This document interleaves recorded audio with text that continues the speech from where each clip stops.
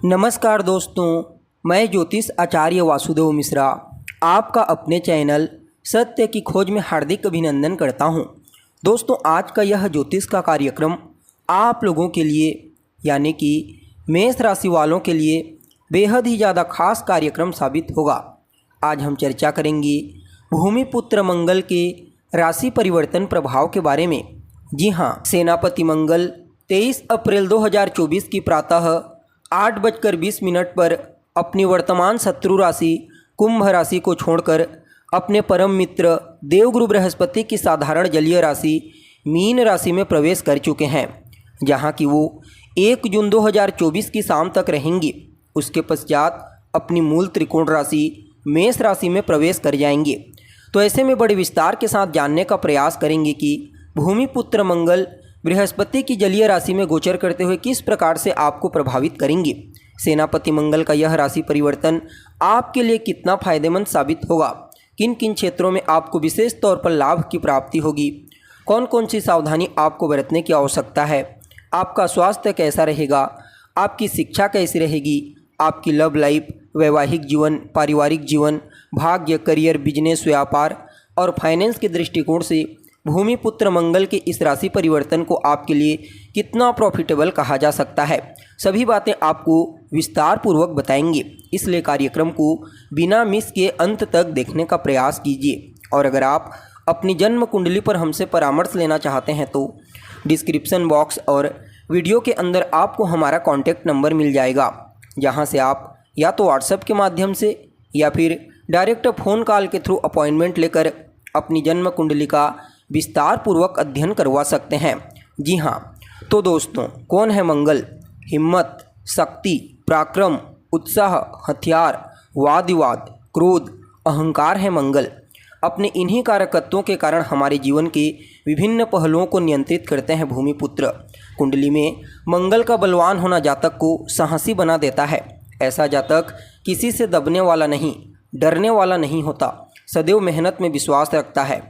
तो वहीं मंगल जब कुंडली में कमज़ोर हो जाते हैं तो ऐसा जातक दब्बू प्रवृत्ति का हो जाता है। किसी भी कार्य को लेकर, खास करके जोखिम भरे कार्यों को करने से वह भागने लगता है, बचने लगता है। इसलिए मंगल का बलवान होना बेहद आवश्यक माना जाता है जीवन में विशेष सफलता और ऊंचाई प्राप्त करने के लिए। अब देखा जाए तो मंगल का जो गोचर होता है वह ज़्यादा दिनों के लिए नहीं होता, लगभग 45 दिनों के लिए होता है एक राशि में। लेकिन दोस्तों, जब भी मंगल की गोचर की चर्चा होती है तो सदैव मैं मंगल की चर्चा बृहद रूप से करता हूँ। जी हाँ, क्योंकि कर्म प्रधान विश्व रचि राखा। तो जो पुरुषार्थी हैं, जो मेहनत में विश्वास रखते हैं, उनके लिए मंगल का गोचर बड़ा ही महत्वपूर्ण होता है। और इस बार का गोचर तो अपने आप में ही बेहद खास है। यहाँ पर भूमिपुत्र मंगल गुरु की राशि में गोचर करते हुए बहुत बड़ा उलटफेर करने वाले हैं, क्योंकि पहले तो देवगुरु बृहस्पति के साथ मंगल आपस में परिवर्तन योग बनाएंगे और राहु के साथ अंगारक योग का निर्माण करेंगे। फलतः यह समय आपके लिए कुछ ऐसा होगा जहां पर धोखा भी है और इसी धोखे के बीच चमत्कार भी है, क्योंकि गुरु मंगल चमत्कार दिखाएंगे तो वहीं मंगल और राहु कुछ न कुछ कन्फ्यूजन की स्थिति क्रिएट करेंगे। हालांकि यह जो समय होगा कुछ लोगों के लिए ऐसी घटनाएं घटित कराने वाला है कि जो सोच रहे हैं कि बहुत आसान है उनके लिए कठिन होगा, और जिन्हें लग रहा है कि बहुत कठिन है उनके लिए सब आसान होता चला जाएगा। यानी कि कुल मिलाकर के देखा जाए तो बहुत ही बड़ा उलटफेर का इशारा यह परिवर्तन कर रहा है। कुछ मामलों में यह परिवर्तन आपके लिए वरदान की तरह कार्य करेगी। जी हाँ, अब देखा जाए तो मेष राशि के जातकों के लिए मंगल का यह राशि परिवर्तन आपकी राशि से 12वें भाव में हुआ है। यहाँ पर भूमिपुत्र मंगल आपकी राशि और आपके अष्टम भाव के स्वामी बनकर 12वें भाव से गोचर कर रहे हैं। अतः आप सभी मेष राशि के जातकों के लिए मंगल के इस गोचर काल को एकदम ज़्यादा श्रेष्ठ तो नहीं कहा जा सकता, लेकिन फिर भी कुछ मामलों में आपको बेहतरीन परिणाम प्रदान करने का प्रयास करेंगे। हालांकि मंगल का यह गोचर आपके जीवन में कुछ चुनौतियों को लेकर के आया है, कुछ कठिनाइयों और परेशानियों का सामना आपको करना पड़ेगा। इसलिए थोड़ा सजग और सचेत होकर आगे बढ़ने की आवश्यकता है। इस समय मर्यादा बिल्कुल भी नहीं भूलनी है, क्रोध पर नियंत्रण करना है, अन्यथा आपके मान सम्मान में कमी आ सकती है, किसी मुसीबत में आप पड़ सकते हैं। कोर्ट कचहरी के चक्कर में भी फंस सकते हैं, इसलिए थोड़ा सावधानी आवश्यक है। अगर आप राजनीति से जुड़े हुए हैं तो भी सचेत हो जाइए। जिनके ऊपर आप बहुत ज़्यादा भरोसा करते हैं उन्हीं की तरफ से आपको धोखा मिल सकता है। जी हाँ, आपके करीबी आपके पीठ पीछे षड्यंत्र कर सकते हैं। हालांकि मंगल का यह गोचर विदेश से आपको विशेष लाभ दिलाने वाला साबित होगा। विदेश से अच्छे परिणाम आ रहे हैं, कोई डील इत्यादि होनी है तो वह डील हो जाएगी। अगर बात की जाए विद्यार्थियों के बारे में तो विद्यार्थियों के लिए भी यह गोचर बहुत ही बढ़िया रहने वाला है। जैसा कि आपको मालूम है, मंगल के पास 3 दृष्टियां हैं। मंगल जहां बैठते हैं वहां से चतुर्थ भाव, सप्तम भाव और अष्टम भाव को दृष्टिगोचर करते हैं। अब यहाँ पर राहु के साथ होंगे मंगल और देवगुरु बृहस्पति के साथ परिवर्तन योग में। तो ऐसे में जहाँ जहाँ पर मंगल की दृष्टि पड़ेगी वहाँ वहाँ पर राहु की तो सीधी दृष्टि सप्तम को छोड़ करके नहीं पड़ेगी बाकी 2 जगह पर, लेकिन राहु की भी मंगल के साथ सम्मिलित दृष्टि होगी।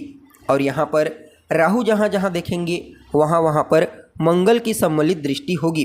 तो देखिए, सबसे पहले राहु की 9वीं दृष्टि अष्टम भाव में है और अष्टम भाव होता है गुप्त चीज़ों का। अब मंगल भी साथ में है तो थोड़ा राजनीति के क्षेत्र में उथल पुथल होने की प्रबल संभावना है। तो ऐसे में आपको विशेष रूप से सचेत रहने की आवश्यकता है। लेकिन ऐसा नहीं है कि मंगल का यह गोचर आपको अच्छा परिणाम नहीं देगा। जी हाँ, मंगल की जो 4थी दृष्टि होगी वह आपके 3रे भाव पर होगी, जहाँ पर राहु की तो पूर्ण दृष्टि नहीं होगी लेकिन मंगल के साथ सम्मिलित दृष्टि डालेंगे और 3रे भाव में राहु और मंगल दोनों को ही कारकत्व की प्राप्ति होती है, जो कि अत्यंत ही श्रेष्ठ है। ये दोनों ग्रह आपके पुरुषार्थ में वृद्धि करेंगे, आपको पराक्रमी बनाएंगे और जब आप एफर्ट करेंगे, मेहनत करेंगे तो नो डाउट आपको अपने हर कार्य में सफलता की प्राप्ति होगी। जी हाँ, और मंगल की जो पूर्ण सप्तम दृष्टि होगी राहु के साथ, यह आपके 6ठ भाव पर होगी, यानी कि आपके रोग, रिपु और ऋण। तो इन सभी चीज़ों से आपको बचाने का प्रयास करेंगे। खास करके मंगल को ऋण का कारक ग्रह कहा गया है। तो ऐसे में अगर आपको ऋण से मुक्ति चाहिए, थोड़ा सा भी अगर आप एफर्ट लगा देते हैं तो आपको ऋण से मुक्ति मिल जाएगी। यह समय ऋण लेने के लिए बढ़िया है, लेकिन ऋण आपको भूल करके भी किसी को नहीं देना है। जी हाँ, भले ही अगर आप पहले से किसी कर्ज में हैं तो वहाँ से आप बाहर निकल सकते हैं। और देखा जाए तो 12वां स्थान जो होता है वह मुक्ति का होता है। तो अगर आप किसी भी प्रकार की परेशानी में फंसे हैं तो उससे मुक्ति पाने के लिए इस गोचर काल के दरमियान आप प्रयत्न कीजिए। हालांकि राहु के साथ मंगल होंगे, जिसके चलते भूल करके भी आपको गैर कानूनी कार्य का हिस्सा नहीं बनना है, अन्यथा भयंकर मुसीबत में आप पड़ सकते हैं। और नहीं इस समय किसी भी प्रकार से गलत कार्य का समर्थन करना है, प्रमोट करना है। देखिए, सप्तम भाव पर पापक ग्रहों की दृष्टि का होना ठीक नहीं माना जाता। सप्तम भाव आपके दाम्पत्य जीवन का होता है। हालांकि देवगुरु बृहस्पति की भी दृष्टि पड़ रही है, लेकिन यहाँ पर राहु और मंगल की दृष्टि होने के चलते जीवन साथी के साथ कलह, क्लेश, मतभेद की स्थिति उत्पन्न होगी। इसके अलावा आपको अपने खर्चों पर विशेष रूप से नियंत्रण रखना होगा। जी हाँ, वाद विवाद से दूर रहना है। जितना ज़्यादा हो सके आप अपने जीवन को सामान्य तरीक़ा से एक्टिव कीजिए। याद रखिए, शत्रु को आपको हराने की आवश्यकता नहीं है। शत्रु खुद ब खुद अपनी गलतियों से हार जाएगा। आपको कुछ करने की आवश्यकता नहीं है, बस आप अपने काम में लगे रहिए, अपने कर्म पर भरोसा रखिए, क्योंकि यह जो समय होगा बिल्कुल पूर्ण रूप से पुरुषार्थ पर ही टिका हुआ है। जितना ज़्यादा आप पुरुषार्थ करेंगे, मेहनत करेंगे, समझ लीजिए लाभ उतना ही आपको मिलता चला जाएगा।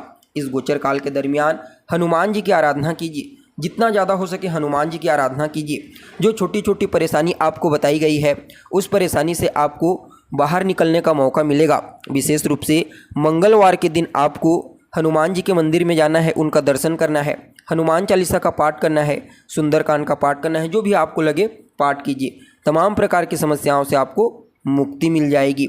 देखा जाए तो यह गोचर आपके लिए बड़ा ही उत्तम साबित होगा। जी हाँ, तो दोस्तों कैसी लगी आपको जानकारी? उम्मीद करते हैं जानकारी आपको पसंद आई होगी। जानकारी अच्छी लगे तो इसे अपने दोस्तों के साथ, अपने रिश्तेदारों के साथ अवश्य शेयर करें। अभी के लिए बस इतना ही। पुनः मुलाकात होगी एक नए और ताज़ा एपिसोड में। तब तक के लिए नमस्कार।